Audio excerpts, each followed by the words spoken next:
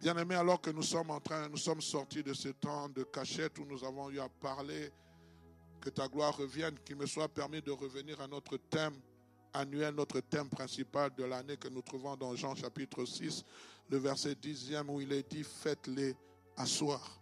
C'est ça notre thème parce que nous voulons une église assise. Nous voulons des chrétiens assis. Parce que nous croyons, bien-aimés, que celui qui veut aller loin commence d'abord par s'asseoir, calculer les dépenses. On ne peut pas avoir une église remplie de gens, mais qui sont ballottés à tout vent des doctrines. Une église remplie de personnes, mais bien aimées, mais qui ne sont pas assis dans la parole de Dieu. Et aujourd'hui, j'aimerais, alors que nous sommes en train de parler de cette thématique, je vous donnerai comme intitulé à mon intervention, « Être assis, virgule, ce que Marthe et Marie nous enseignent. » Ce que Marthe et Marie nous enseignent. J'aime beaucoup cette histoire chaque fois que je la relis. Et vous savez, chaque fois que vous relisez, vous trouvez toujours quelque chose de plus à ajouter. Nous sommes dans Luc chapitre 10, à partir du verset 38 jusqu'au verset 42e. La Bible dit ceci: comme Jésus était en chemin avec ses disciples, il entra dans un village. Une femme nommée Marthe le reçut dans sa maison. Elle avait une sœur nommée Marie, qui s'étant assise aux pieds du Seigneur, écoutait sa parole. Soulignez-moi avec assise aux pieds du Seigneur. Marthe était occupée à divers soins domestiques. Marthe plutôt occupée à divers soins domestiques, survint et dit, Seigneur, cela ne te fait-il rien que ma sœur me laisse seule pour servir? Dis-lui donc de m'aider. Le Seigneur lui répondit, Marthe, Marthe. Souvent, quand vous voyez deux fois se répéter un nom ou quelque chose, ou quand Christ dit en vérité, il veut appuyer quelque chose de crucial. Il dit, Marthe, Marthe, tu t'inquiètes et tu t'agites pour beaucoup de choses. Une seule chose est nécessaire. Et Marie a choisi la bonne part qui ne lui sera point ôtée. Marie a choisi la bonne part. Mais toi, Marthe, tu es dans les inquiétudes. Toi, Marthe, tu es dans les agitations. Et tu t'inquiètes pour beaucoup de choses. Mais une seule chose est nécessaire. C'est ce que ta sœur, Marie, a choisi. Jésus se retrouve invité dans la maison de Marthe. C'est une grâce que de recevoir un invité de marque tel que Jésus. La Bible dit, lorsqu'il passait, la foule se bousculait pour le voir, pour l'entendre parler. Et voici que Marthe a ce privilège de le recevoir chez elle. Bien aimé, imaginez que le roi Philippe vienne toquer à votre porte, il dit, je vais manger chez vous, mais c'est un honneur. Même s'il est païen, pour toi c'est un honneur. Tu vas faire des selfies avec lui. C'est un honneur. Soyons sincères. Frère, c'est un honneur. Maintenant, imaginez la popularité, la renommée qu'avait Christ. Il décide d'aller manger, souper chez Marthe. Et bien que cela ne soit pas mentionné dans ce récit, Mais la Bible, lorsque vous allez dans Jean chapitre 12, plutôt chapitre 11, verset 5, il a dit une chose. Lorsqu'on parle de cette famille, on dit ceci: or, Jésus aimait Marthe et sa sœur et Lazare. Donc Jésus avait accepté cette invitation parce qu'il aimait Lazare, Marthe et sa sœur. Heureusement qu'on a mis Lazare. Si on avait seulement mis Marthe et sa sœur, les gens allaient comme ça polémiquer dessus. Merci Seigneur pour cette sagesse des Écritures. Il les aimait, il aimait cette famille. On va revenir dans ce livre de Jean chapitre 11. C'est la raison pour laquelle il avait accepté de venir souper à la maison. Et l'autre, qui était Marthe, était affairé au fourneau. Vous savez, lorsque vous recevez un invité de marque, il faut vraiment que tout soit, on fait sortir les meilleurs couverts, on fait sortir la meilleure table, les meilleurs, comment vous appelez ça? Chemin des tables. Hein? Chemin des tables, tout ce qui est beau, tout ce qui est neuf, tout. Je vois souvent cela quand nous recevons des gens. Vous savez, nous qui sommes habitués à la maison, quand vous venez, les mêmes couverts là, on vous donne. Mais quand il y a un invité qui vient, on vous fait sortir des verres en cristal. Quelquefois, vous regardez et dites: ah chérie, ces verres en cristal là, pourquoi tu ne les fais pas sortir quand c'est moi? On fait sortir tout ce qu'il y a de beau. Pourquoi? Parce que c'est un privilège. On ne sait pas s'il va encore revenir. Et Marthe était là, au fourneau, à la cuisine. Elle était en train de dresser la table. Mais la Bible dit seulement qu'elle était occupée à divers soins domestiques. Mais elle avait une sœur qui se prénommait Marie. Elle n'était pas affairée. Elle était assise au pied du maître. Elle dit: voici l'opportunité qui m'est donnée d'écouter Jésus-Christ face à face. La Bible dit qu'elle était assise au pied du maître et elle écoutait la parole, les paroles pleines de grâce, les paroles pleines de puissance qui sortaient de la bouche de Christ.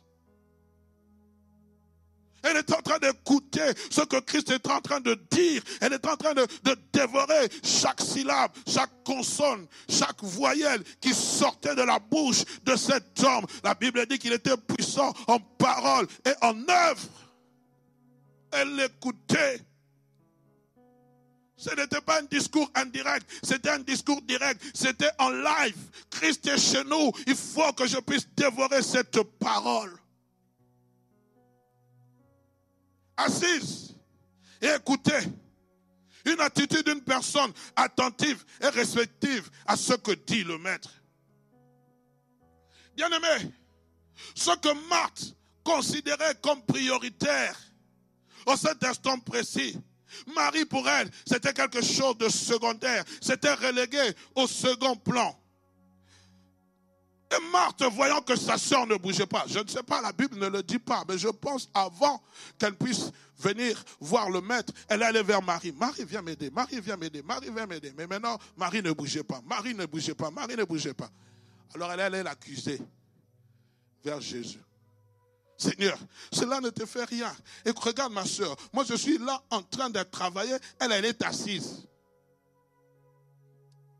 Ah, Jésus, donne-nous des paroles. Et c'est là que Christ va lui dire: demande-lui de m'aider, s'il te plaît. Vous savez bien aimé, le mot servir, alors que je suis en train de servir, c'est le même mot qu'on utilise dans le mot grec diakona. Diakonos. C'est le même mot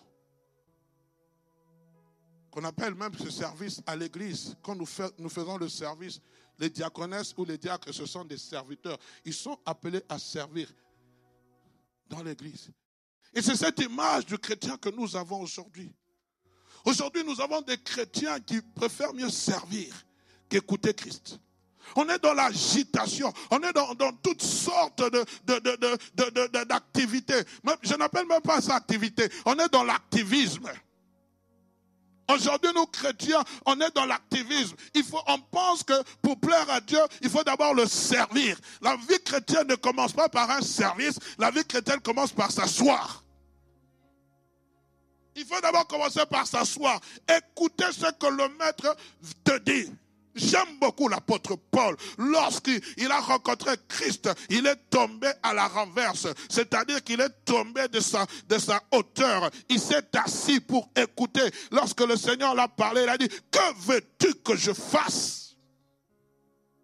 Oui, j'ai une belle voix. Oui, je prie beaucoup. Oui, je crois que le Seigneur veut que je sois à l'intercession. Mais est-ce que Dieu te veut à la chorale? Est-ce que Dieu te veut à l'intercession? Est-ce que Dieu te veut dans tel département? Commence d'abord par t'asseoir. Parce que lorsqu'une personne s'assied, elle acquiert la connaissance. Elle connaît la voix du maître. Elle connaît ce que le maître lui dit de faire. Aujourd'hui, on est tellement pressé, tellement pressé, tellement pressé. Elle estimait ce service prioritaire. Elle ne considérait pas Christ. Pour elle, il fallait que je serve Christ. Mais Christ te parle. Vous savez, bien aimé, lorsque vous êtes dans le service, vous êtes en train de bouger, vous bougez. Même lorsque Christ te parle, tu n'entends que des brides d'informations. C'est pour cela, à un moment, ouvrier de l'église, responsable, asseyez-vous, cherchez à entendre ce que Christ vous dit. Je suis arrivé une fois dans mon ministère, frère. J'ai connu des hauts et des bas. J'arrive dans une église, alors que j'étais dessus de l'église précédente, j'arrive et le Seigneur me dit, tu vas t'asseoir. Frère, vous êtes pasteur consacré, vous prêchez l'évangile. Et vous vous retrouvez dans la foule. Le pasteur me voit le premier dimanche. Il me dit, pasteur, toi ici, viens. Il me met devant. Je vais le voir. Je dis, pasteur, je vais m'asseoir dans la foule. Le Seigneur m'a demandé de m'asseoir dans la foule. J'étais assis dans la foule. Et pendant plus ou moins 3 ans, jusqu'à un jour, il a dit, pasteur, le temps où tu es arrivé de t'asseoir, c'est lui-même qui m'a repris, m'a mis devant. Pendant 3 ans, j'étais dans la foule. Même là devant, je ne faisais pas le travail. Et c'est un temps où le Seigneur m'a beaucoup forgé. Il a forgé mon caractère. Parce qu'il y avait des moments où vous entendez ce qu'on disait de vous. Vous pleurez dans le secret. Mon épouse n'était pas là. Elle était encore en République démocratique du Congo. Je pleurais dans le secret, dans la cachette. J'avais touché le fond où vous vous dites, vous avez des promesses de Dieu, mais vous voyez les réalités que vous vivez sont totalement différentes. Bien aimé, s'asseoir. Ça demande de l'humilité. S'asseoir, ça demande la patience. S'asseoir, ça demande l'obéissance. On m'a dit, mais pasteur, tu es pasteur, tu peux écrire à l'église de la bande. Commencez les ministères. J'ai dit, frère, ce n'est pas encore le temps. Dieu m'a dit, assieds-toi. Et tais-toi. Ah, waouh. Marthe, tu t'inquiètes et tu t'agites pour beaucoup de choses. Voilà le type de chrétien aujourd'hui que nous avons dans l'église. Debout en mode activation. Debout, cherchant à se rendre utile pour le Seigneur. Debout, faisant tout type de travail. Bien aimé, vous allez vous épuiser. Tu te donnes à 100 km, tu te donnes. À un moment donné, tu deviens essoufflé.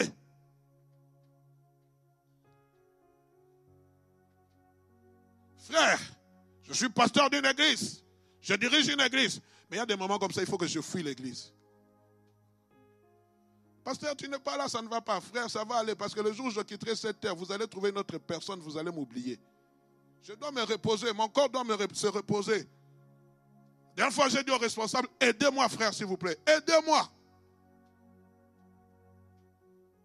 C'est vrai, on a besoin de toi à gauche. On a besoin de toi, frère. Débrouillez-vous vous-même. Je suis en mode mute. Oh, le pasteur est charnel. Non, frère, le corps doit se reposer. Vous voulez que je vive longtemps? J'ai ma fille, elle n'a que 10 ans. Moi, j'ai 54 ans cette année. Je suis en train de calculer. Quand elle aura 20 ans, j'aurai 64 ans. Quand elle aura 30 ans, j'aurai 74 ans. Frère, moi j'ai envie de voir mes petits-enfants. J'ai envie de toucher mes petits-enfants. Quand je les aurai touchés, j'ai envie de voir Teila s'épanouir. J'ai envie de voir Daniel s'épanouir. Je dois quelquefois mettre des freins. Parce que tu ne prêches pas le mercredi. Frère, laissez les autres prêcher. Moi j'ai décidé simplement le dimanche. Moi, je ne comprenais pas le pasteur Vernon. Maintenant, je le comprends. Comment allons-nous découvrir l'éternel si je dois être là mercredi? Je prêche. Vendredi, je prêche. Frère, arrêtez ces choses, s'il vous plaît. Si tu es d'accord avec moi, donne-moi un amen de gloire. L'homme a réfléchi, il a donné 2 mois de vacances. Pourquoi? Parce qu'il sait que ce corps, après une activité, a besoin de se reposer. Même Dieu lui-même, le grand travailleur. La Bible dit, il a travaillé pendant 6 jours, le 7e jour, il s'est reposé. Dieu est esprit. Dieu, esprit, se repose. Et il dit à Moïse, il lui donne une loi. Vous allez sanctifier le 7e jour. Le sabbat sera pour vous un jour de repos. Mais nous, chrétiens, frères et sœurs, même je parle à ceux qui travaillent les dimanches. Soyez sages. Vous savez, moi, j'avais un principe quand je travaillais. Dimanche, je ne travaille pas. Dans la compagnie où j'étais, je suis venu, j'ai dit, les gens m'ont dit, impossible. Il n'y a jamais eu quelqu'un qui ne travaille pas le dimanche. J'ai dit, moi, je serai le premier. Je suis allé, j'ai vu mon chef. Il me demande ton jour de repos, c'est quand? J'ai dit dimanche. Et quand on payait les fiches de salaire, je le dis, il y avait une différence de plus de 150, 200 euros. Et moi, je me reposais parce que je voulais sanctifier le jour du Seigneur. La cupidité te fera perdre même ta santé. Oh, mais moi, je suis dans le domaine médical, frère. Tu peux décider de ne pas travailler le dimanche. Tu peux décider. Le tout, bien aimé, c'est dans la connaissance qu'on a de Dieu. Marthe, tu es dans l'agitation, tu es dans l'inquiétude. Ta sœur Marie a adopté une attitude tout à fait différente. Elle est dans le calme, elle est dans l'inquiétude, parce qu'elle a choisi ce qui est important. Marthe, c'est ce symbole des chrétiens et des chrétiennes instables qui ont connaissance des Écritures, mais qui sont peu profondes dans la relation avec Dieu, qui ont connaissance des Écritures. Mais lorsque survient les troubles, survient, bien aimé, le moment de secousse, ça arrive dans leur vie, ils perdent facilement la confiance en Dieu. Oh, je suis en train actuellement de lire le livre de Job. Waouh! Job! Je dis, Seigneur, je ne vais pas te dire, donne-moi la foi de Job. Quelquefois, faites attention à vos prières.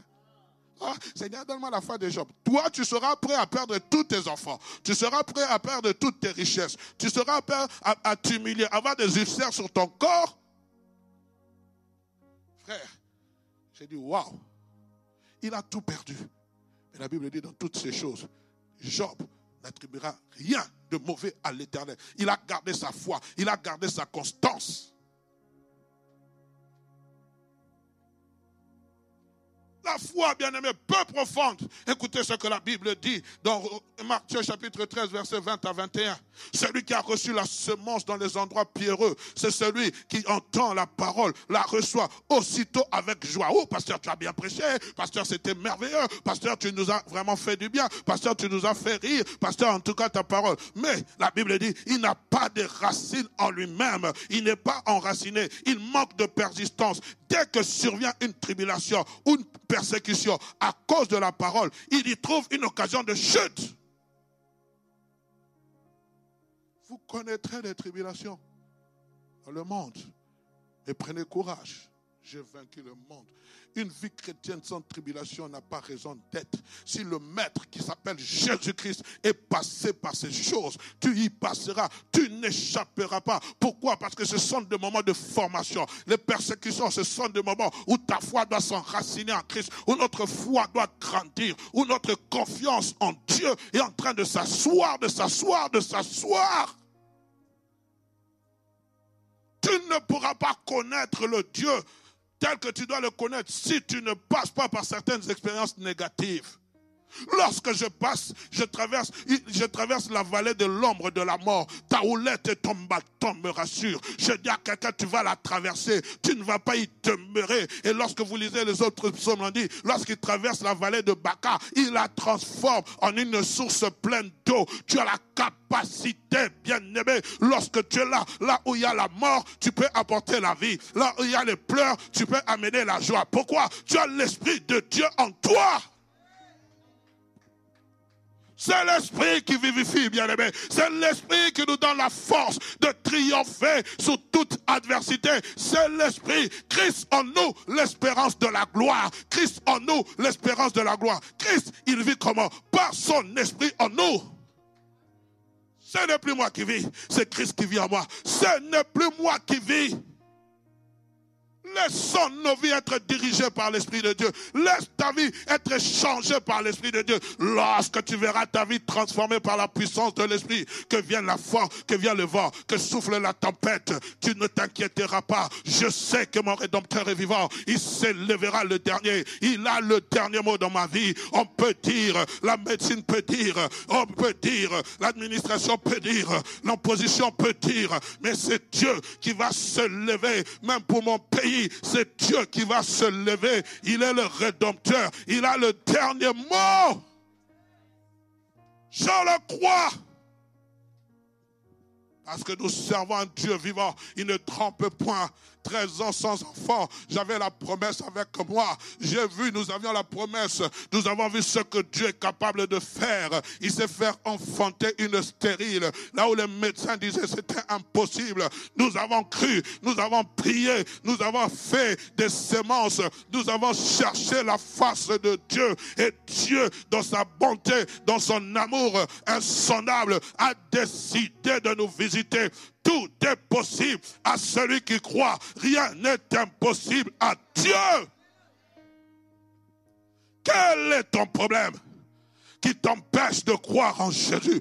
Quel est ton problème qui t'empêche de t'enraciner en Jésus? Tu t'agites, tu t'inquiètes comme Marthe, tu viens à l'église, mais quand tu sors, les inquiétudes, on a écrit, oh le CPS a dit, on va couper le CPS. Tu commences à trembler, tu commences à paniquer, tu commences à trembler, tu commences à paniquer, tu commences à trembler, tu commences à paniquer. Mais si le CPS coupe, c'est pour que tu trouves du travail? Lorsque Dieu ferme une porte, il a la capacité d'ouvrir notre porte. Quand j'ai commencé cette église, le Seigneur m'a dit, tu arrêtes de travailler. J'ai dit, mais Seigneur, je dois nourrir ma famille. Il m'a dit, mon juste vivra par la foi. J'ai gagné 1100 € de chômage par mois. J'ai dû payer une maison à 750 €. On me convoque. Monsieur, ça fait autant d'années que vous êtes dans le chômage, vous devez travailler. Waouh! Je rentre, je prie, Dieu me dit, je suis celui qui suis. Continue ta marche. Ils m'ont menacé, ils ne l'ont pas fait. Pourquoi? Parce que j'étais dans la volonté de Dieu. Mon Dieu pourvoira tous vos besoins, selon son immense richesse. J'étais jeune, j'ai vieilli, je n'ai point vu le juste abandonné, ni sa postérité mendiant le pain. On est arrivé à un moment donné, mon épouse et moi, vous nous voyez comme ça, bien-aimés, nous sommes passés par des troubles. 350 € par mois. Regroupement collectif des dettes. On a tellement travaillé au lieu de... Ne le faites pas, ce n'est pas bon.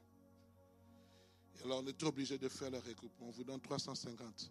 L'avocat me convoque et dit, vous vivez comment? Avec 350 €. Je dis oui. Il dit, c'est impossible, personne ne peut vivre avec 350 €. J'ai dit, mais moi je vis avec 350 €. À l'intérieur, tu devais manger. 350 €. Mais je bénis Dieu. C'était en 2011. En 2014, Teila est né.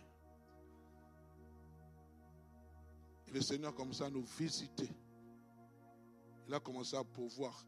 On a fait, je pense, 6 mois. On n'achetait ni lait, ni habits, ni couches pour Teila. Rien du tout. Mais avec même l'argent qu'on donnait de Teila, là, ça nous permettait de vivre. Frère, Dieu que nous servons est fidèle. Assieds-toi à ses pieds.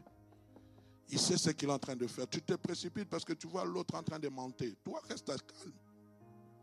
Dieu dit, assieds-toi à ma droite jusqu'à ce que je fasse de tes ennemis ton marchepied. Il y a un travail qui se fait dans le silence.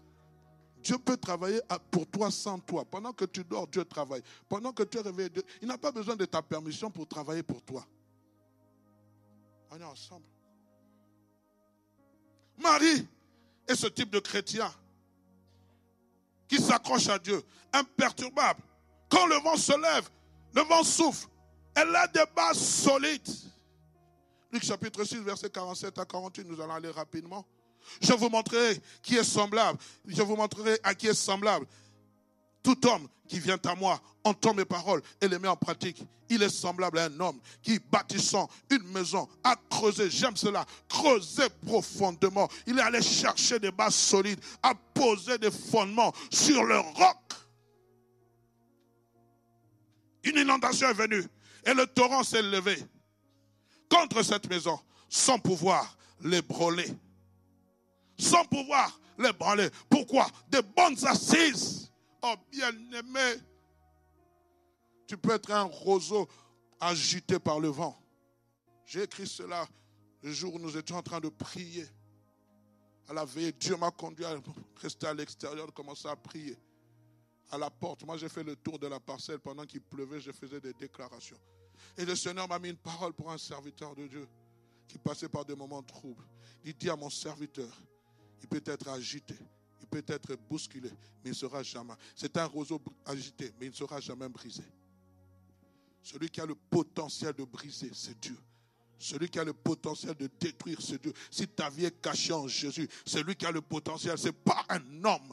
Ta vie ne dépend pas d'un homme. Est-ce que tu comprends, Hugues? Ta vie ne dépend pas d'un homme. Ma vie dépend de Dieu. C'est pour cela que je n'aime pas les flatteurs. Et je ne suis pas un flatteur. Je ne suis pas un flatteur. Je n'aime pas flatter les gens. Si je dois te dire la vérité, je te le dirai avec amour. Que tu sois qui, je te parlerai parce que je crois que Dieu m'a mandaté avec un message. Si tu es en train de fauter, tu fautes. Je te dis que tu fautes. On n'est pas là, bien-aimé, pour faire la complaisance. Et ce ne sont pas vos milliers d'euros ni de dollars qui vont corrompre l'évangile de Jésus. Ce n'est pas ça, frère. Ce n'est pas parce que tu donnes une dîme, tu donnes de l'argent, tu soutiens l'œuvre de Dieu que je vais changer de message. Je ne changerai pas de message. Je resterai droit sur mes bottes. J'ai été engendré par un père qui n'avait pas peur des politiciens, qui disait la vérité. Bien-aimés, bâtissons nos vies sur Christ. Asseyons-nous pour le faire, pour nous enraciner, pour avoir des bases solides. Bien-aimés, nous vivons des temps durs, des fortes tempêtes socio-économiques où les fondements éducatifs sont renversés. La Bible dit, lorsque les fondements sont renversés, les justes que feront-ils? Il y a des fondements qui sont renversés aujourd'hui dans l'éducation de nos enfants. Comment on peut apprendre à mon fils, à ma fille, la masturbation à l'école? Il faut qu'on se taise. Parce que là, vous touchez, frère, nous allons toucher. Connaîtrez la vérité. Réveille-toi, Église. Réveille-toi, Église de la bande. Réveille-toi, papa. La sexualité qu'on apprend à nos enfants à l'école, c'est contre-productif. Et nous sommes là, nous avons peur. Nous sommes là, nous avons peur. Nous sommes là, nous avons peur. Mes frères et sœurs, si nous ne parlons pas, qui va parler? Oui, nous serons l'objet des sarcasmes. Oui, nous serons l'objet des recherches. On cherchera la bête noire. On va provoquer de mauvais témoignages. Mes frères et sœurs, l'évangile doit percer. L'évangile doit changer. Je prie pour ceux qui veulent être des députés européens. Je prie pour ceux qui veulent être des parlementaires. Je prie pour ceux qui veulent être des ministres. Je prie pour ceux qui veulent être des bourgmestres dans ce pays ou en dehors de ce pays. Mais faites la différence. Marquez la différence. Que vos pensées soient renouvelées. Et lisez la parole de Dieu. Annoncez l'évangile par votre comportement.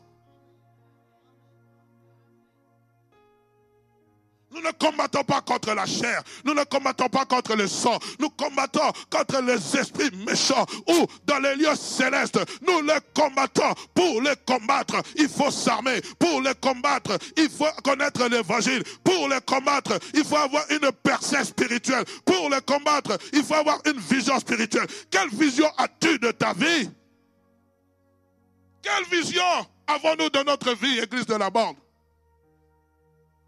Quelle vision?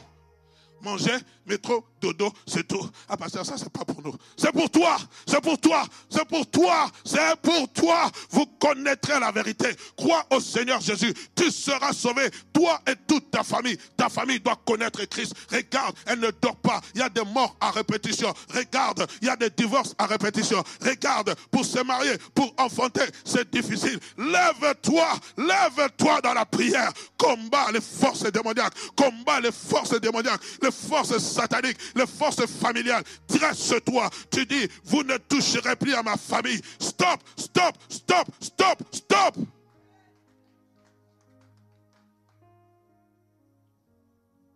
Chaque année à cette même période, vous savez qu'il y aura des troubles dans la famille. Vous savez qu'on va annoncer un mort. Toi, tu dis, ah, pasteur, c'est la volonté de Dieu. Tu peux arrêter cette chose. J'aime beaucoup Ézéchias, un homme ouin qui voit Dieu face à face. Prophète Ésaïe vient lui dire, ainsi parle l'Éternel, donne des ordres à ta maison, car tu vas mourir. Oh! Ézéchias n'a pas discuté avec Isaïe. Ézéchias est allé vers celui qui était le commandeur. La Bible dit, Ézéchias tourna sa face contre le mur. Il pria, il dit, Seigneur, souviens-toi, souviens-toi. Et la Bible dit, il versa d'abondantes larmes. Ésaïe qui était dans la cour du roi, alors qu'il était porteur d'un message, Dieu lui oblige à aller faire demi-tour. Rentre et dis à mon serviteur Ézéchias, tu peux même changer la volonté de Dieu si tu es en connexion avec Dieu. Dieu décide de détruire Israël, mais Moïse s'oppose à ce que Dieu détruise Israël. Frères et sœurs, mais vous allez me dire, mais c'est un audacieux. Mais la foi, c'est une audace. La foi, c'est une audace. La foi, c'est une audace. C'est pas parce qu'un prophète a dit, je vois la mort sur ta maison, que tu ne peux pas arrêter la mort. J'ai le pouvoir d'arrêter la mort. J'ai le pouvoir d'arrêter la mort. J'ai le pouvoir d'arrêter la mort. J'ai le pouvoir. Si je suis en connexion avec l'Esprit de Dieu et que l'Esprit de Dieu me convainc que tu as un rôle à jouer, je prie, bien-aimé, je vais prier jusqu'à ce que la mort s'arrête. Moïse, Abraham s'est tenu à la brèche pour Sodome et Gomorrhe. Il a changé, il voulait changer la décision de Dieu. Et bien-aimé, j'aimerais dire, il y a des décisions qui peuvent venir même du trône céleste que tu as le pouvoir de changer. Ça, c'est le don de foi. Pasteur, tu es fou. Oui, je suis fou. Je sais ce que je dis. La foi, c'est une folie. Si dans cette vie chrétienne, dans ce monde, tu n'es pas fou, frère, tu vas subir des choses. Nous ne sommes pas là pour subir. Nous sommes là pour faire subir les choses.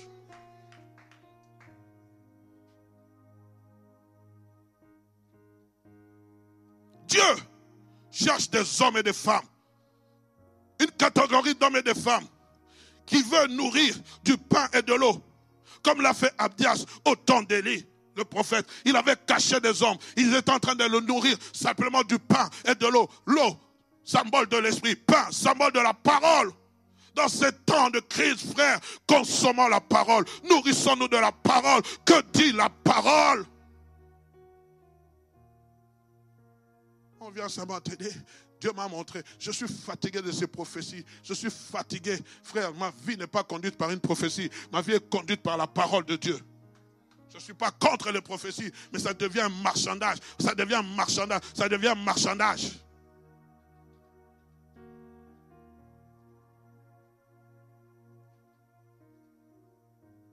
Il veut cacher des personnes afin qu'au temps voulu, ces personnes puissent cracher le feu. Pour ce faire, il faut s'asseoir, symbole d'humilité, d'obéissance, de consécration. Ne peut s'asseoir que celui qui a appris, ne peut faire asseoir que celui qui a appris à s'asseoir en premier.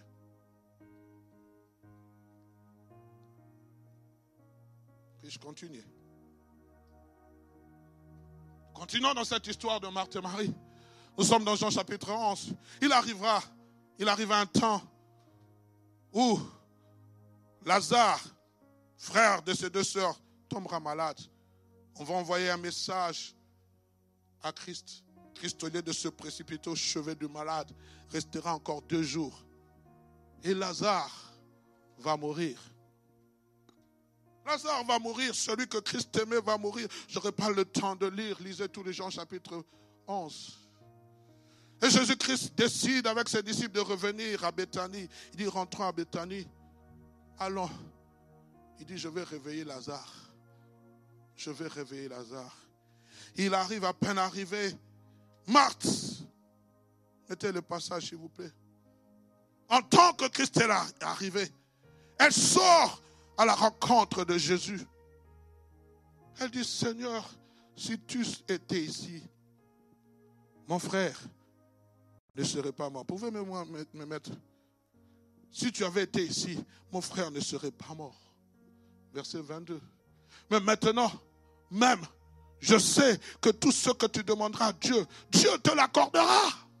Je sais, moi, Marthe, je t'ai vu à l'œuvre, je t'ai vu opérer des miracles. Je crois ces choses. Jésus dit, ton frère ressuscitera, mais elle dit tout ce que tu demanderas. Mais écoutez la réponse. Je sais, lui répondit.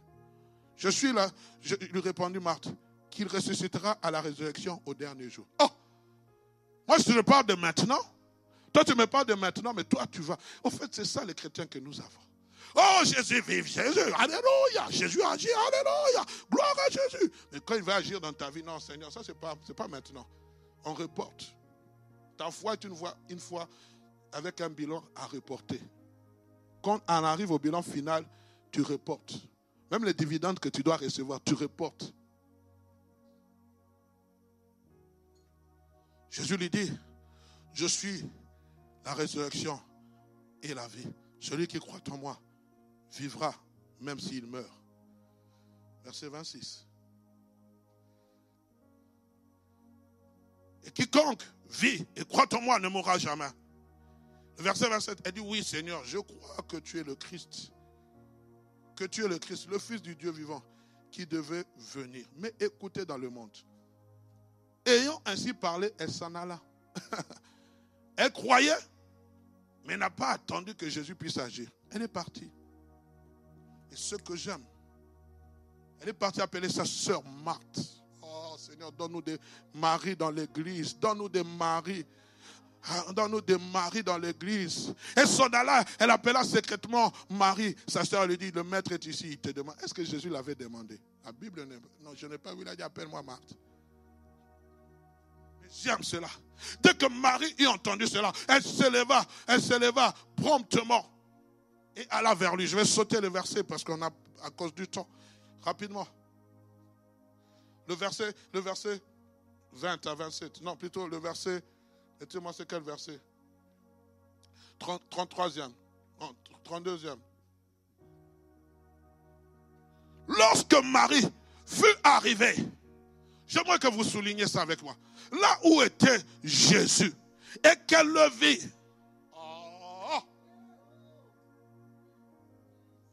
elle tomba à ses pieds et lui dit la même phrase qu'a prononcée Marthe, mais avec des effets différents.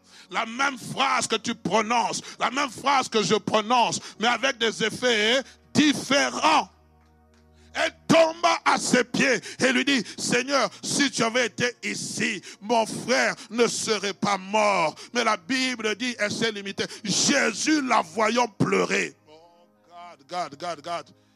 Et les Juifs qui étaient venus avec elle, frémit en son esprit, fut tout ému.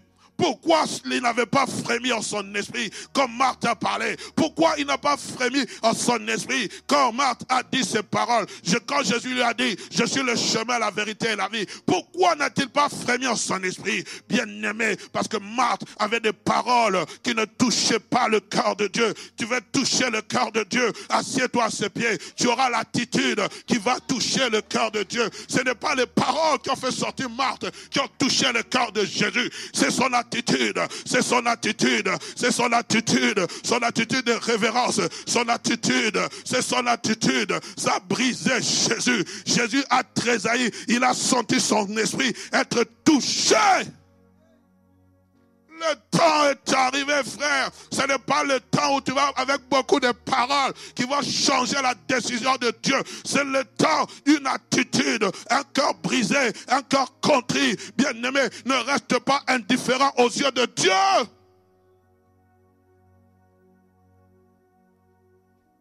Il a frémi. Il fut ému. Où l'avez-vous mis? Pourquoi il n'a pas demandé à Marthe? Parce qu'elle était toujours dans le service. Elle ne savait pas toucher le cœur de Dieu. Marie était assise. Elle écoutait les paroles pleines de charme qui sortaient de la bouche du maître. Et regardez, elle est rentrée aux pieds de Jésus. La Bible dit, elle se jeta à ses pieds. Elle tomba à ses pieds. Ce que Marie n'a pu faire. Elle prononça les mêmes paroles. Ce que Marie a fait. Mais ces paroles, ce n'est pas les paroles qui ont touché, mais c'est l'attitude de la personne. Même parole, mais deux attitudes différentes. Marie n'a fait aucune demande. Son attitude a poussé Christ à l'action. En étant assise, elle a découvert le secret d'une requête non verbale qui peut toucher le cœur de Christ. Le secret d'une requête non verbale, le pleur, la prière liquide. Oh, combien de fois je pleure dans ma cachette quand je me réveille le matin. Je pense à mes enfants, je pense à l'église, je pense à tout. Je pleure et j'aime cela. Le Seigneur, dans son amour insondable, vient te fortifier. Vous qui n'avez pas, moi je pleure dans la présence de Dieu. Pasteur, tu pleures, je pleure. Frère, quand je réalise ce que je suis aujourd'hui, qu'il y ait une centaine de personnes qui s'assiedent pour m'écouter, qui suis-je? Je pleure pour que Dieu me donne la grâce de ne pas dévier. Parce que la Bible dit on frappera les bergers et les brebis se disent, oh vous voyez, je vous avais dit c'est un pasteur aventurier. Vous le suivez, c'est un pasteur aventurier. Déjà le nom de sa région là veut tout dire.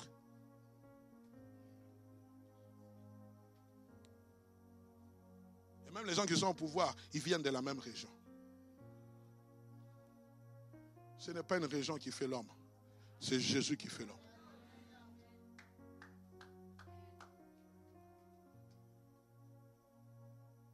Mais ce n'est pas fini. Ce n'est pas fini. Dis à ton voisin, ce n'est pas fini.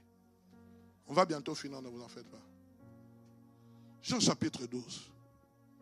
6 jours après, avant la Pâque, Jésus sera encore dans la maison de Marthe et de Marie. C'était son dernier souper avec eux. 3 jours avant qu'on ne puisse le pendre au bois maudit de la croix. La Bible dit, mettez-moi Jean chapitre 12. 6 jours avant la Pâque, Jésus arriva à Béthanie, où était Lazare, qu'il avait ressuscité de mort. Là, on lui fit un souper encore. Marthe servait. Lazare était un de ceux qui se trouvaient à table avec lui. Mais écoutez la suite. Marie, ayant pris un livre d'un parfum de nard pur de grand prix, ou dans notre version, on parle qu'elle a brisé le vase, oignit les pieds de Jésus. Elle essuya les pieds avec ses cheveux. Et la maison fut remplie d'une odeur de parfum. Quand tu es à l'écoute du Maître, tu deviendras un véritable adorateur. Marie n'a pas regardé. Elle a dit, celui-là a ressuscité Jésus, je dois m'asseoir à ses côtés. Je ne suis pas digne. Elle a pris ce qu'elle avait de plus précieux.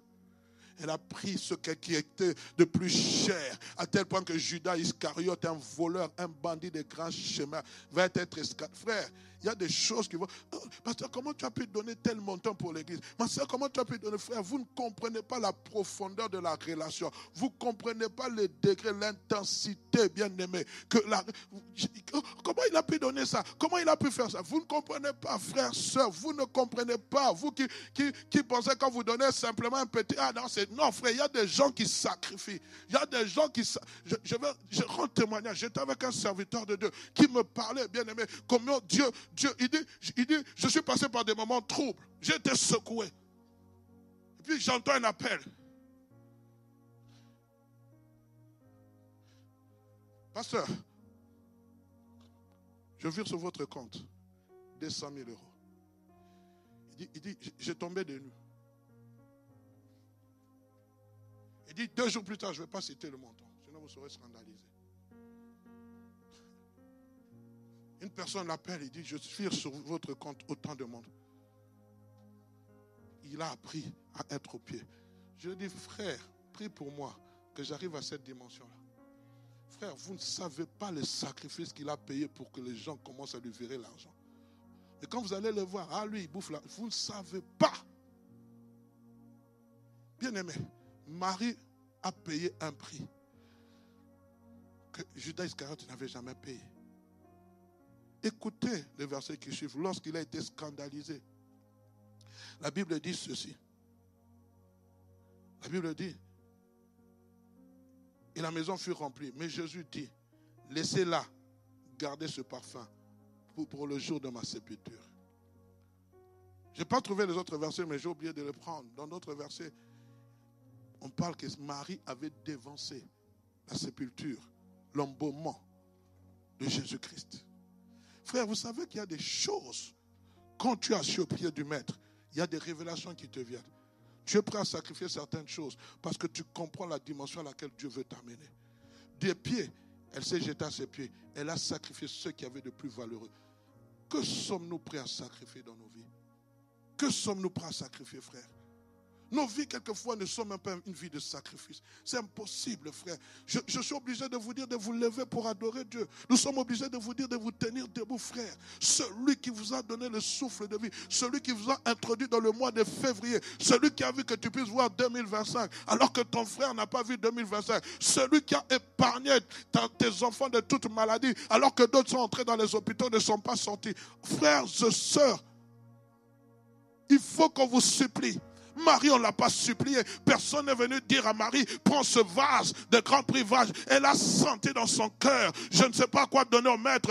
Tout ce qu'il est en train de dire, ce sont des paroles pleines de grâce. Il faut que je sacrifie ce que j'ai de plus cher. Et on te dit simplement, viens adorer le Seigneur chaque dimanche. Pour être là à 10h30, c'est un problème. Mais quand tu dois aller au travail, tu viens avant 10h30 parce que tu sais que quand tu viens en retard, tu recevras un blâme de la part de ton chef. Quand tu viens en retard, comptabiliser moindre centime, tu viens, tu te précipites. Bien-aimé, David pouvait dire, je suis dans la joie quand on me dit, allons dans la maison de l'Éternel. Sacrifions ce que nous avons de plus cher. Au pied de Jésus, bien-aimé. Marie nous enseigne que la vie n'a pas d'importance. Marie nous enseigne que tout ce que nous possédons n'a pas d'importance. Marie nous enseigne que tout ce que nous avons, c'est le rémunérateur qui nous le donne. Changeons notre niveau de consécration. Changeons notre niveau de vision. Changeons notre vision de voir Jésus. Change ta vision et tu verras comment Dieu fera ce que tu n'as jamais fait dans ta vie. Je crois à un Dieu qui s'est relevé. Je crois à un Dieu qui s'est béni. Je crois à un Dieu qui s'est visité. Mais il faut que nous apprenions à nous asseoir à ses pieds. Il faut que nous apprenions à être des véritables adorateurs. Il faut que nous apprenions à être des hommes et des femmes brisés dans sa présence. Fais de moi ou donne-moi la forme que tu veux. Je m'asserai à tes pieds, Jésus, pour écouter ce que tu as à me dire. L'avenir de cette église, Seigneur, est entre tes mains. Il faut que je m'asseye pour t'écouter. L'avenir de mes enfants sont entre tes mains. Il faut que je m'asseye pour t'écouter. Je dois prier que Théila rencontre le parfait homme, qu'elle ne fasse pas de mauvaises rencontres. Je dois prier que Daniel devienne indépendant. Je dois prier que Dieu suscite des hommes et des femmes pour l'œuvre de Dieu. Je dois prier que l'Éternel vous visite même financièrement.